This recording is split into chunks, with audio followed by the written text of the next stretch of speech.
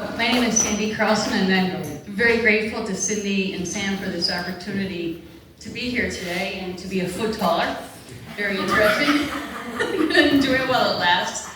I was thinking, while Sam was working on the introductions, I grew up in Danbury. I'm a Hatter. I graduated in 1984, and when I was a student at Danbury High School, Charles Phelps, who lived in New Fairfield right around the corner, was my hero. He was a legend at Danbury High School, a wonderful English teacher, and he taught me the value of the semicolon.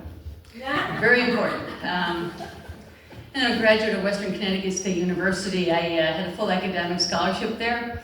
Our daughter had a full academic scholarship to Eastern, so Connecticut's been very good to my family. It is our home and we love it. And I'm very grateful to be here in this beautiful space and to enjoy the poetry of so many wonderful people, so thank you. Oh, and lived in Newtown for many, many years too, so feel very connected to the group. I'm going to share some poems that honor Mother's Day. And this first poem, we were very lucky. I teach at Lakeview High School, which is the new high school formed by the merge of Region 6 and Litchfield. And we had the good fortune of Rockville Poet Laureate, Vicki Nordland. She came and she did a workshop with our students, and I jumped into. This poem is called Rosy Cheeked Girl. Grandma wore red lipstick all the time and everywhere. She made my cheeks rosy with her kisses and my heart warm with her love. Her open door, her hug and her smile, my chair beside hers at the dinner table. Heart gifts that told me she cherished me. I don't know how she learned to wear red. It has to be learned, right? I know she lived like she had a right to. Her kisses, now I understand, were her gift to me. The promise that I too had that right, have it. Like a Christmas gift, the assurance that life, yes, even my life, is good and deserving of love. The day might yet come when I wear red.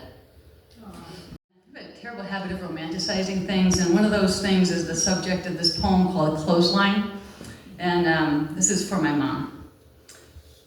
And I'll tell you what my mom had to say later about this poem. Clothesline. Our clothesline stretched between the back porch and the oak tree, 20 yards down our gently sloping backyard. The oak stood, eternal and vast, beside the 1920s stone hearth we used for a barbecue only once because it required so much charcoal. Our socks and underwear flapped over the picnic table, stained red on the brick patio between the back porch and the Bilco doors, under which we stored firewood for the basement wood stove during the many years of Dad's lone war against OPEC. On the other side of the laundry, our widowed neighbor wanted the peace of trees in the wind, privacy, deep dark solitude. Thanks to her acre-square wilderness, our laundry dried unseen, though we lived on a very busy road. When I think of that clothesline on pulleys, I think of my mother's hands, raw and red, pulling our laundry from the washing machine, balling it into a wicker basket, carrying it upstairs and through the kitchen to the back porch, where she had to stand on her toes to reach the line. I think of her shoulders as she bore the heft and wet of our bed sheets, as she pinned them to the line to dry. How intimately she knew her family, how humbly she bore our weight. Every week she took our clothes, towels, sheets, and made them bright white, fragrant and filled with sunshine. She knew us well. She made things right. She seemed not to mind that it might take us decades to notice, that she might not be here for that moment of our awareness and the joy of it, that our embrace, our gratitude would have to wait. When my mother was sick and dying of cancer, we'd reminisce, and I would talk about how awesome it was to have line-dried clothes. And she said, well, you might like your line-dried clothes, but I like my dryer, thank you very much. Memory. This last poem was inspired by a tree that I dedicated at the Old North Cemetery in Woodbury to my mother. My mother's remains were cast into the sea, so there's no place to go to honor her, and I wanted a place to go to honor her. So I thought, how about the Old North Cemetery in Woodbury, where we raised our daughter, and where my family has some historical connections. One of them is Charles Isbell, who was called out in a history book for not quite going to the Civil War. And he I don't know, that was embarrassing to read, but there it was. And Alonzo Isbell was right around the corner, and I'm just going to tell you briefly about Alonzo, and I can fill you in later, but Alonzo held a patent for the first portable headrest for train travel. So when you go home later and you put your head back, remember Alonzo Isbell of Woodbury invented them.